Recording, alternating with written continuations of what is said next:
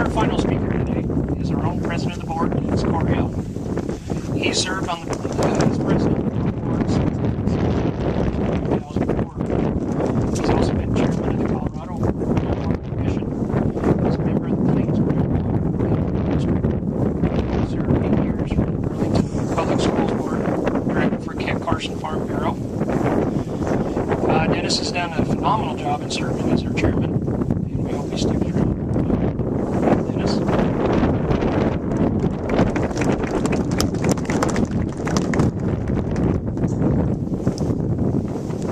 I'm going to grab this shovel down here. In a little bit we're going to be doing the groundbreaking for the pipeline. But before that I want to make a few comments and remember a few things that have happened. Not too many years ago, Rick Seedorf and I were at a board meeting, I believe, and Rick handed me a card, and I don't know whether it was in condolence or congratulations as we started working through the process of attaining water rights and working through the process for our pipeline. But it was a picture that probably all of you have seen, and it's of two fellas holding a shovel over a stream, and the caption is, "Whiskey's for drinking, water is for fighting." Well, we hope that we are moving past the fight, but the truth is the fight is not over. We begin the process today of building the compact compliance pipeline for the Republican Basin. In 2003, after the final settlement stipulation was signed for Colorado, we had the stark reality of realizing that we exceeded our allocation of water as a basin in Colorado. We are the only 3 of the states that consistently every year have exceeded our allocation. And as we started looking at solutions, we became very aware that, one, we needed to start conserving water. But we realized when we got through with engineering reports that conserving water was not going to get us into compliance. And that we had to do that stupid thing of taking groundwater and making it stream water, river water.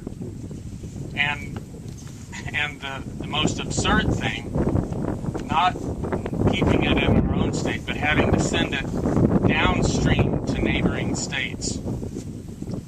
It's been frustrating for the individuals that have served on this board, not only the current board, but past individuals that have served.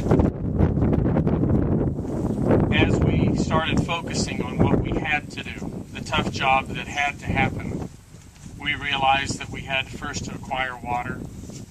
And fortunate for us, we were able to acquire the water rights in an area that would ensure for a long, long period of time that we would be able to stay in compliance if we were able to complete our project of building the pipeline. You know, the pipeline will only answer one of 2 tests. Colorado has to meet 2 tests, not just what the pipeline will take care of, but we also have what is called a sub-basin impairment issue.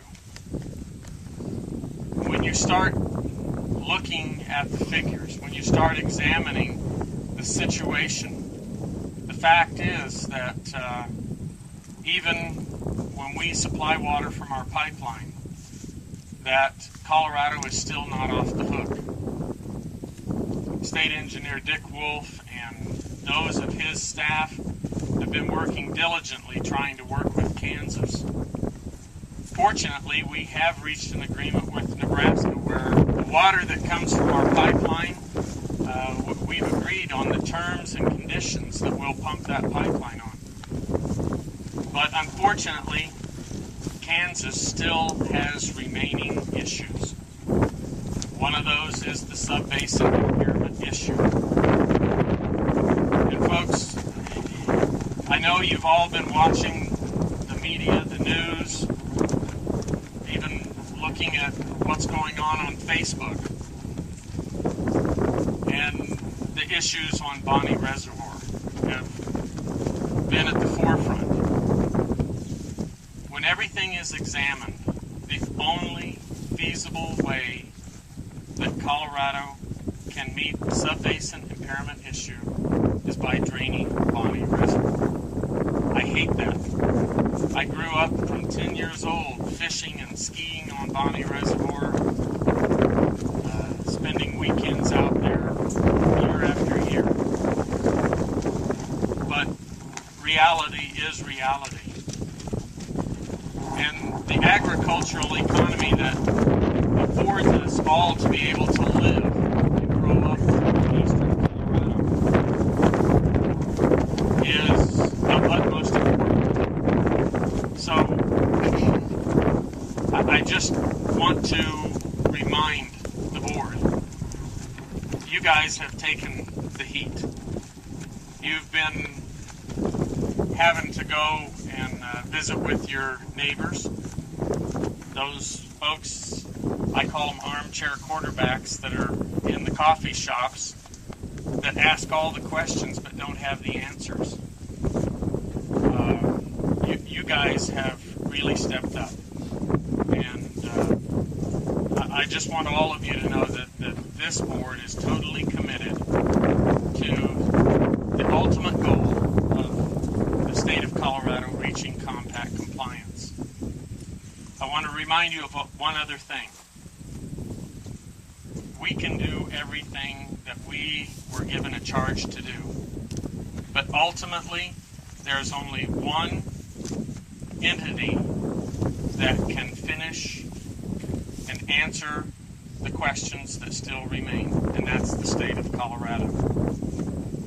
The state, the Bureau of Reclamation, and the state of Kansas have to find some kind of a solution. We all know what the solution is. So I leave you with this conclusion, that ultimately,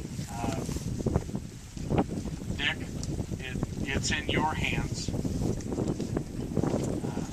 Mr. Staub, it is in the governor's hands. And we have to do our job, and we're committed to doing it. We ask that you do what you have to do. It's not a pleasant job, and as the others have pointed out, it doesn't leave smiles on anyone's face what we have to do. So please, on our part, finish the job for us. We'll start it today with building this pipeline. Please answer the questions that we still have to be answered.